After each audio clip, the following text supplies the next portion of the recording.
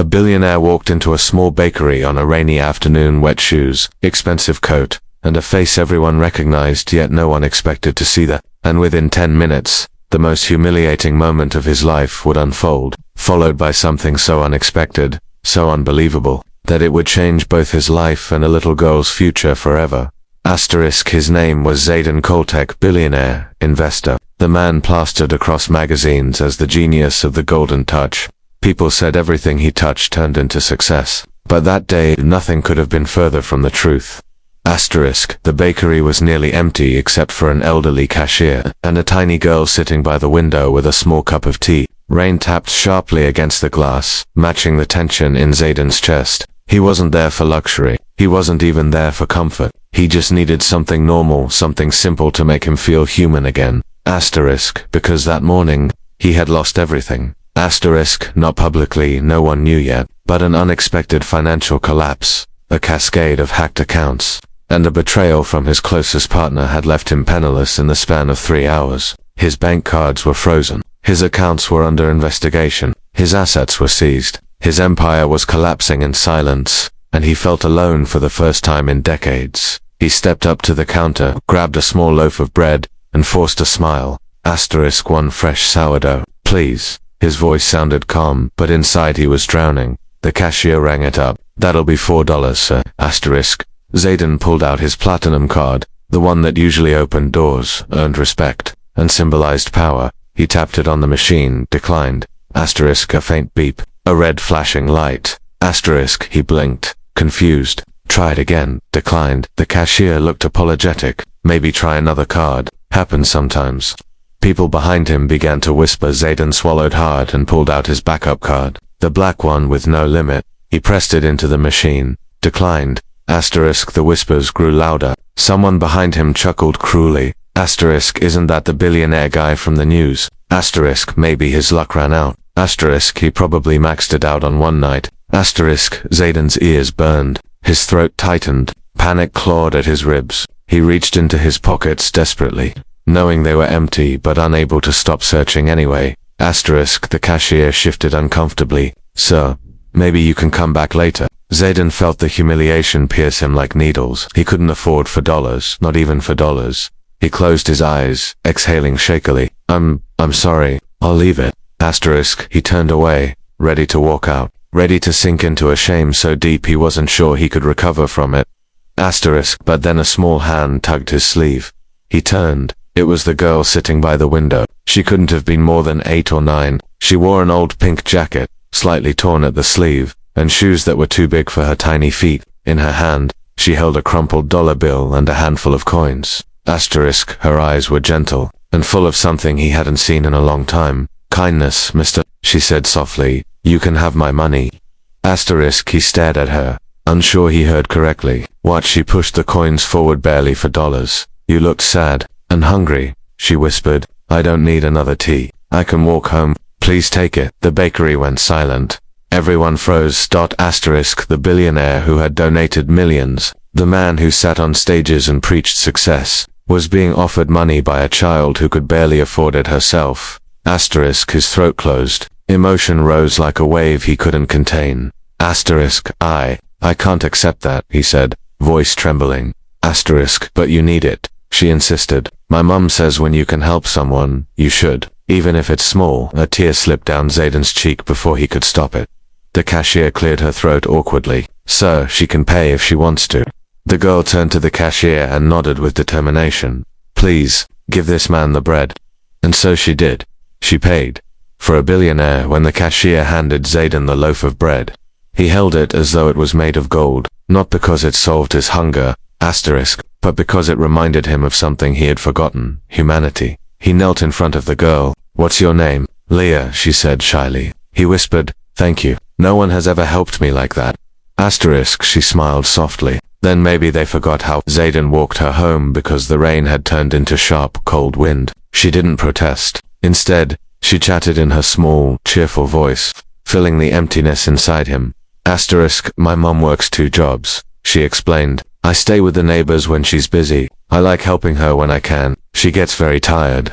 Zayden's heart tightened. Do you ever get tired? He asked.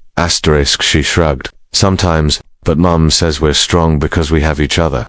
He smiled faintly. As they walked through the poor neighborhood, he noticed broken streetlights, crumbling buildings, and small windows glowing with weak bulbs. He felt the weight of the world. He lived in a world he rarely noticed from his penthouse.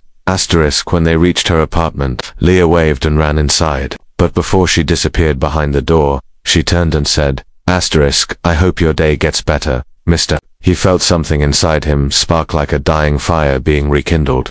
That night, alone in a cheap motel because he had nowhere else to go, Zayden held the loaf of bread and replayed the girl's words. You looked sad and hungry, and my mom says to help. He broke into sobs, ugly, unfiltered, uncontrollable sobs, not because he lost his wealth, but because he had lost connection, empathy, meaning, he had everything money could buy, but nothing money could, and single quotes, to and that little girl, with nothing, gave him the most precious thing he'd received in years, unexpected kindness. The next morning, news of his financial collapse spread everywhere. His friends vanished, his phone stopped ringing, his investors abandoned him. Yet Zayden felt calmer than expected. For the first time, he understood something powerful. Money could disappear overnight, but humanity lasted forever. He decided to find Leah again, not to repay the $4, but to thank her properly. When he reached her building and knocked, her mother opened the door. She looked exhausted but polite. Can I help you? She asked cautiously. Zayden explained everything what had happened. How Leah helped him, how much it meant. Her mother covered her mouth, tears forming. That child, she gives even when she has nothing. Then she said something that pierced him. She only had that money because she was saving for new shoes. Her old ones hurt her feet. Zayden felt his heart break. He knew what he needed to do. Over the next weeks he worked tirelessly, not to rebuild his empire but to rebuild his conscience. He sold what little he had left and took a job as a consultant for a small tech firm. He worked quietly, humbly, and as soon as he received his first check, he returned to Leah's apartment, but he didn't bring a gift. He brought an opportunity. May I speak to you both? He asked as they invited him inside. He sat across from Leah and her mother, hands steady, heart full. I've spent my life learning how to grow companies, he said, but I forgot how to grow hearts. You two reminded me. He handed her mother a document. This is a full scholarship fund for Leah. It covers her school fees, supplies, clothes, everything until she graduates college. Her mother gasped. Leah's eyes widened. But why? Because your kindness saved me, he said, and I want to make sure your future is protected. Leah shook her head. But I only gave you $4. And that, $4, he whispered, voice cracking, was worth more than all the money I ever had. Her mother cried openly. Leah hugged him tight. He hugged her back. Months passed. Zayden slowly rebuilt his reputation not as the billionaire genius, but as a man who had finally found his purpose. He launched a new initiative, the Leah Foundation, dedicated to supporting children from low-income families with education, health care, and opportunities. When reporters asked why he named it after an unknown little girl, he simply smiled. Because she taught me what wealth really is. The foundation grew. Donations poured in. Lives changed. And Zayden, he never returned to the cold world he once ruled. He chose a different life, a meaningful one. Leah grew up surrounded by support, encouragement, and hope. She excelled in school, loved reading, and often visited Zayden to show him her good grades. He framed every one of them. One day, when she was older, she asked him, why did that moment matter so much? Zayden looked into her bright, hopeful eyes and said, because in a world full of people who walk past suffering, you stopped, you cared, and you gave without expecting anything back. You reminded me that the greatest kind of wealth is the ability to see others. Leah smiled softly, and he added, your $4 didn't just buy me bread, they brought me back to life. Years later, as Leah stood on a grand stage receiving her university degree paid entirely by the fund she unknowingly inspired, Zayden watched from the front row, tears in his eyes. She was no longer the poor little girl from the bakery. She was a young woman with endless potential, shaped by kindness and lifted by compassion. And he was no longer the billionaire with everything. He was the man who learned that life wasn't measured by bank accounts, cards that never declined, or the empires you build. Life was measured by the hearts you touch, the lives you uplift. and the kindness you carry, asterisk the unthinkable kindness of a child, had rewritten his entire story, and it would continue to change the world one small act at a time.